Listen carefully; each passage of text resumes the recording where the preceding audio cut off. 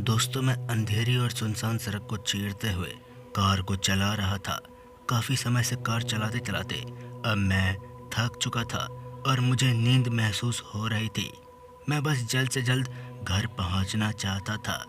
मैं जानता था कि मैं जिस शॉर्टकट से हूं वो मुझे जल्दी पहुंचा देगा, लेकिन मैं ये नहीं जानता था कि ये शॉर्टकट मुझे ज़िंदगी भर याद रहेगा। दरअसल वहाँ के लोगों का कहना था कि इस सड़क पर एक बुरी आत्मा का वास है और यदि कोई इस सड़क पर सांप देगा या गाली देगा तो वो शैतान उसे हमेशा हमेशा के लिए अंधेरे में समा देगी। ये सब सुनकर मुझे काफ़ी बकवास लग रहा था। मुझे लग रहा था कि ये सब बस अंधविश्वास फैला रहे हैं और लोगों को डरा रहे हैं, लेकिन मैं गलत था। तो चलिए जानते हैं कि उस रात मेरे साथ क्या हुआ। दोस्तों, मैं खुद को जगाए रखने के लिए रेडियो चालू किया, लेकिन मुझे केवल स्थिर और शोर ही सुनाई दे रहा था। खराब सिग्नल से परेशान होकर मैंने मन ही मन गाली दे दिया, जो कि मुझ पर सच में भारी पड़ गई। तभी अचानक से मैंने अपनी कार की छत पर जोर की आवाज़ सुनी। मैंने चौंक कर ऊपर देखा तो एक काली आकृति मेरे ऊपर मंडराती हुई दिखी। इसके लंबे काले बाल, नुकीली दांत और चमकीली लाल आंखें थी।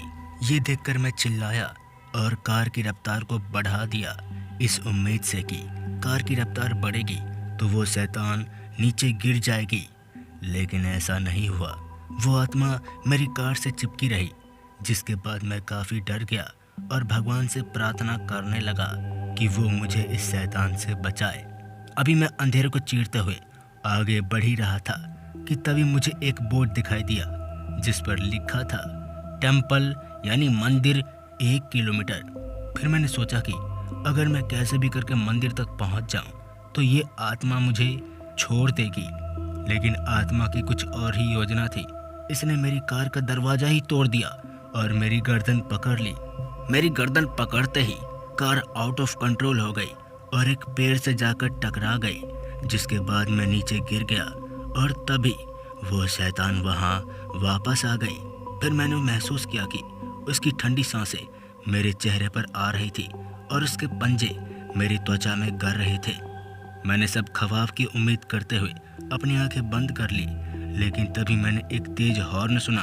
मैंने अपनी आंखें खोली और देखा कि एक ट्रक मेरी तरफ आ रही थी। आत्मा ने अपना सर घुमाया और ट्रक को देखा, जिसके बाद उसने मुझे छोड़ दिया और गुस्से में चिल्लाते हुए हवा में उड़ गई। ट्रक मेरे पास आकर रुका और ड्राइवर बाहर निकला। उसने मेरी तरफ चिंता से देखा और मुझसे पूछा कि क्या मैं ठीक हूँ, जिसके बाद मैं सर हिलाता हूँ। फिर वो मुझे उठने में मेरी मदद करता है और मुझे वो अपने ट्रक में बैठा देता है।